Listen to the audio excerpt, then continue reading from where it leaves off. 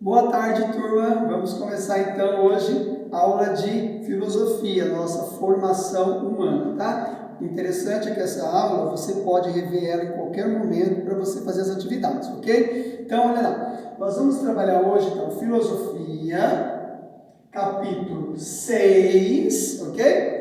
E vai da página 36 até a página 39.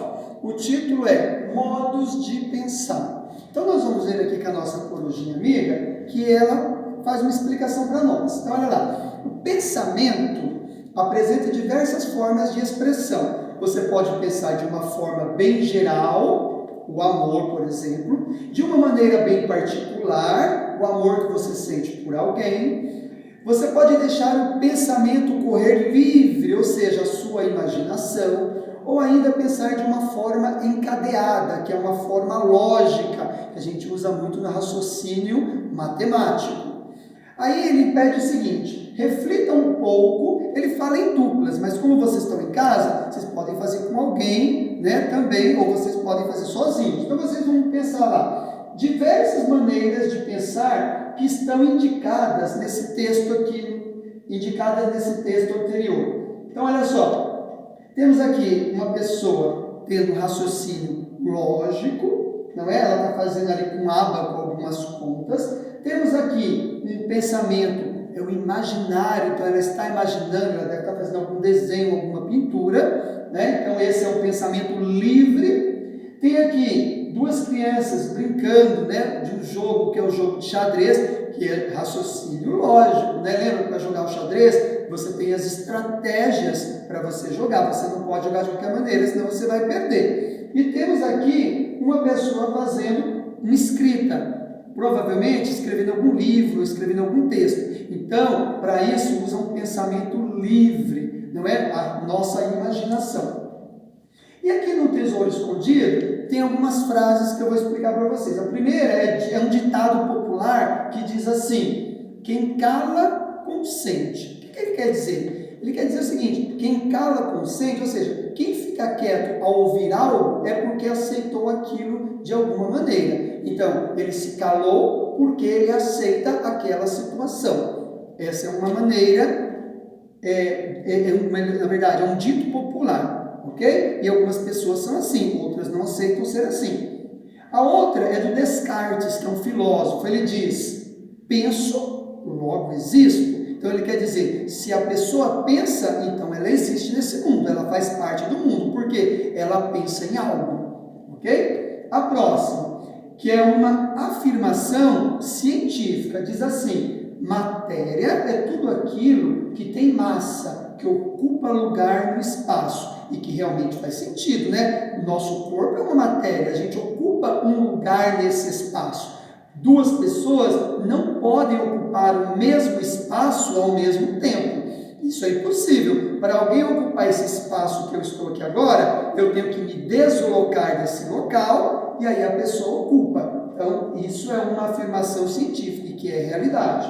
A outra diz assim, ela é uma metamorfose, que é do pai José Paulo Paes. Ele diz assim, se lagarta vira borboleta, por que trem não vira avião? Olha, é muita imaginação, né? Ela pega um pouco da parte que é real, científico. A lagarta realmente vira uma borboleta, mas um trem não dá para virar um avião.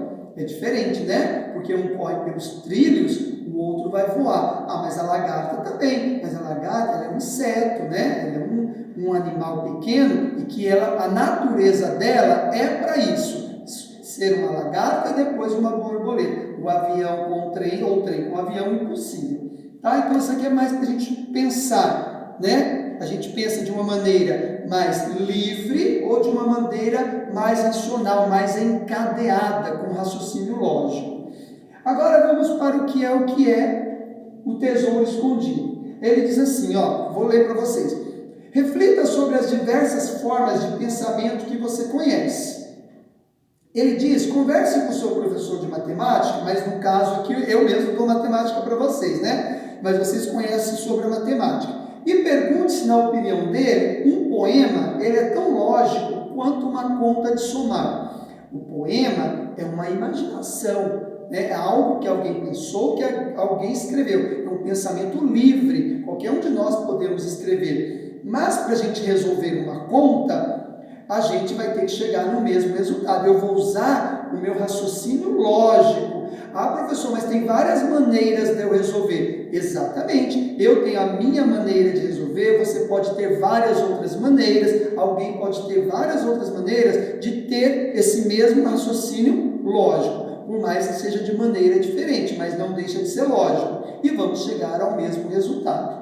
Aí ele diz assim: certamente você percebeu que nas atividades que pratica estão presentes diversas formas de pensamento. É o que eu mostro para vocês, principalmente quando a gente trabalha a matemática. Pessoal, você pode resolver de qualquer maneira, desde que você chegue ao mesmo resultado. Então, cada um está tendo um raciocínio lógico, matemático diferente, mas ele não deixa de ser lógico, ok?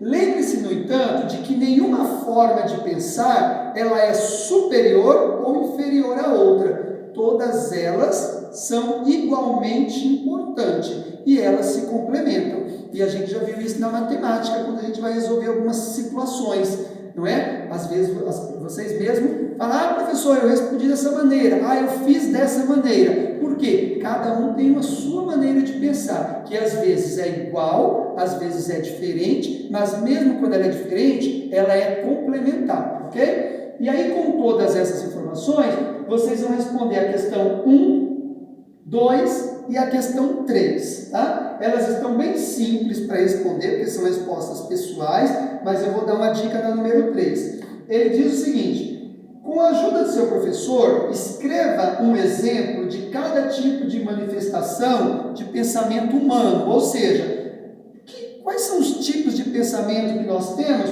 quando é um pensamento encadeado?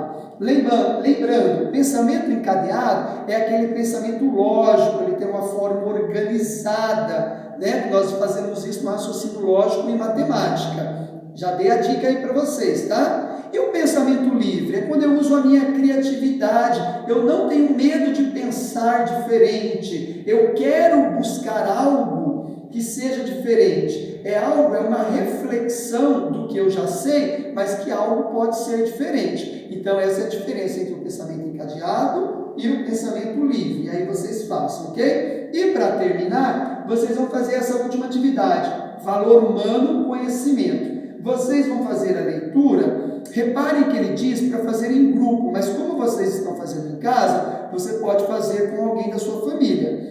Vocês vão reparar que ele está pedindo para vocês irem lá na página 85, no anexo 4, ok? Então é esse aqui que vocês vão fazer, ó, página 85, anexo 4. E aqui vocês vão trabalhar o pensamento livre de vocês. É, na verdade, uma curiosidade que vocês podem colocar.